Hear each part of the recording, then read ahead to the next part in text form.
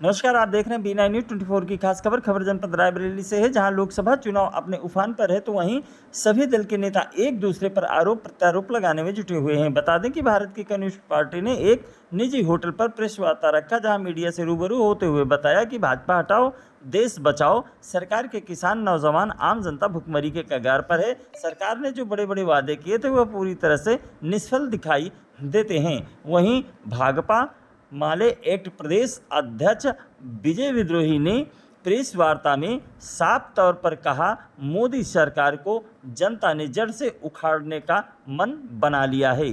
राष्ट्रवादी Lenin वाली भाकपा माले रायबरेली ने ये पत्रकार वार्ता 2024 का जो लोकसभा चुनाव जारी है उसके संबंध में आहूत की। यद्यपि उत्तर प्रदेश के अंदर और देश के एक बहुत बड़े हिस्से में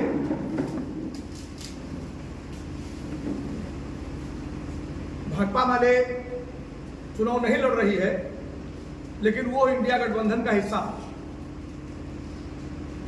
और बिहार, झारखंड, असम में वो गठबंधन के तहत चुनाव मैदान में है। भाकपा वाले का ऐसा मानना है कि वर्तमान दौर इस मुल्क में फांसीवाद के चंगुल में फंसा हुआ पूरा देश और इससे बाहर निकालने की जद्दोजहद में है। और ये आज इस देश के अंदर जितने अमन पसंद लोग हैं, लोकतंत्र पसंद लोग हैं, जिनको इस देश के संविधान और लोकतंत्र की और इस देश के आम नागरिक की चिंता है, उन सब के सामने एक कठिन प्रश्न है कि सांप्रदायिक फांसीवाद के चंगुल से इस देश को कैसे बाहर निकाला जाए और आसन्न तानाशाही से मुक्त करते हुए इस लोकतंत्र को अक्षुण्ण बनाए रखते हुए इस देश के आवाम के बेहतर जीवन को सुनिश्चित करने वाली एक लोकप्रिय सरकार का गठन किया जाए। और इसीलिए भाकपा माले इंडिया गठबंधन का हिस्सा है और रायबरेली में भी और पूरे शेष देश के अंदर भी भाकपा माले अपनी पूरी ताकत के साथ भाजपा हराओ, देश बचाओ के नारे के साथ इंडिया गठबंधन की जीत की अपील करती है। तो रायबरेली में भी हम लोग आज से अपने भाजपा हराओ, देश बचाओ अभियान की शुरुआत हम लोग आज से करने जा रहे हैं और उसी अभियान की शुरुआत के लिए हम लोगों ने एक प्रेस वार्ता आप लोगों के साथ करने का निश्चय किया था और आप लोग इस प्रेस वार्ता के संबंध में इसकी पृष्ठभूमि में जो बात थी वो हमने आपके बीच में रखी। अब आप कुछ सवाल करें।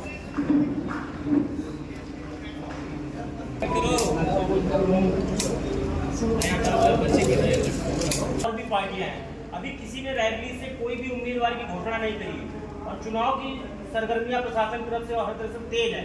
आने वाले समय में क्या लगता है कि जो थोड़ा दिन बचेगा उसमें जनता को किस तरीके से रिझा पाएंगे आप लोग?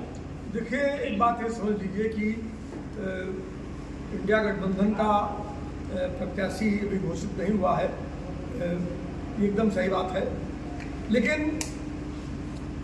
पिछले 5 वर्षों से केंद्र और राज्य की सरकारों के खिलाफ जनता लगातार संघर्ष में रही है। किसान लड़ते रहे हैं, मजदूर लड़ते रहे हैं, छात्र लड़ते रहे हैं। तो अब की बात जो चुनाव है वो चुनाव दरअसल में जनता बनाम नरेंद्र मोदी है। दिल्ली के कुशासन, उनकी गलत नीतियों, जन विरोधी नीतियों, नौजवान, छात्र, किसान विरोधी नीतियों, महिला विरोधी नीतियों के खिलाफ ये पूरा देश अंदर से कुलबुला था और देश को धीरे धीरे वो जिस रास्ते पर ले गए, जिस सांप्रदायिक खुरेजी की भेंट इस देश को चढ़ाया है, इस देश के अंदर जिस तरह से नफरत का माहौल उन्होंने पैदा किया है और इस सब के पूरे खेल के पीछे जिस तरह से इस देश की संपत्तियों को उन्होंने चंद घरानों के हाथ औने पौने दाम में नीलाम किया, वो पूरा भेद इस देश की जनता के सामने खुलेआम है। इलेक्ट्रोल बॉन्ड में जो बची खुची कसर थी उसको भी पूरा कर दिया। आप किसान का 1,16,000 करोड़ रुपया कर्ज माफ करने के लिए तैयार नहीं है, लेकिन 16 लाख करोड़ रुपया इस देश के पूंजीपतियों का आपने माफ कर दिया। मनरेगा के अंदर आप 3 दिन काम उपलब्ध करा रहे हैं, 60,000 करोड़ उसका बजट है, आपने उसके बजट में 13,000 करोड़ की कटौती कर दी, 13% की कटौती की। उसके लिए आपके पास पैसा नहीं है, लेकिन अपने पूंजीपति दोस्तों का राइट ऑफ कर देने के लिए आपके पास 16 लाख करोड़ रुपया है। तो ये पूरा देश देख रहा है। बैंक, बीमा, LIC से लेकर के कृषि तक को पूंजीपतियों के हवाले करने की जो कोशिश हुई, इसको पूरा देश देख रहा है। बेरोजगारी अपने चरम पर है। अभी एक रिपोर्ट आई है ILO की, इंटरनेशनल लेबर ऑर्गेनाइजेशन ने अपनी एक रिपोर्ट में कहा कि इस देश की 80% आबादी बेरोजगार है, और उसमें उन्होंने कहा कि 65% नौजवान बेरोजगार हैं। उन नौजवान बेरोजगारों में इंटरमीडिएट प्लस एजुकेशन है, मैंने वो PhD है, MA है, MSc है, MBA है, MCOM है, वो तमाम तरह का BTech है, MTech है। तो वो लोग हाईली एजुकेटेड लोग बेरोजगार हैं। और अभी पिछले दिनों आप लोगों ने देखा नहीं कि सफाई कर्मचारी का 10 सीट निकलता है तो उसमें 2.5 लाख PhD से लेकर के तमाम हाईली एजुकेटेड नौजवान उसकी लाइन में लग जाता है। तो ये जो संकट है पूरे देश के अंदर, और सरकार 10 सालों में एक्सपोज हो गई। कैसे देख रहे हैं आने वाले जो है, कल एक बयान आया अखिलेश यादव का, उन्होंने कहा है कि गाजियाबाद से लेकर गाजीपुर तक इस बार हम जीतेंगे। ठीक है, हम तो कह रहे हैं कि भाई इस चुनाव में जब देश के अंदर आजादी, लोकतंत्र और संविधान बचाने की जब लड़ाई है, तो आजादी, लोकतंत्र और संविधान की जरूरत किसको? आजादी, संविधान और लोकतंत्र की जरूरत इस मुल्क के गरीब आदमी को है, इस देश के मध्यम वर्गीय आदमी को, इस देश के नौजवानों को है, महिलाओं को है, छात्रों को है, मजदूरों को है। खासकर बात करें अगर जो है यूपी में गठबंधन की, सपा और कांग्रेस की, इतिहास उठा के देख लीजिए, कभी सक्सेस नहीं रहा है। तो क्या लगता है आपको? वो अतीत को कभी कभी ऐसा है कि अतीत हमेशा एक ही जैसा नहीं होता। ऐसा कहना है। पानी गंगा में बहुत बह जाता है। जब पिछला गठबंधन हुआ था उसके बाद न जाने कितना पानी गंगा में बह करके और गंगा सागर में जाके मिल गया, तो चीजें पलट गई।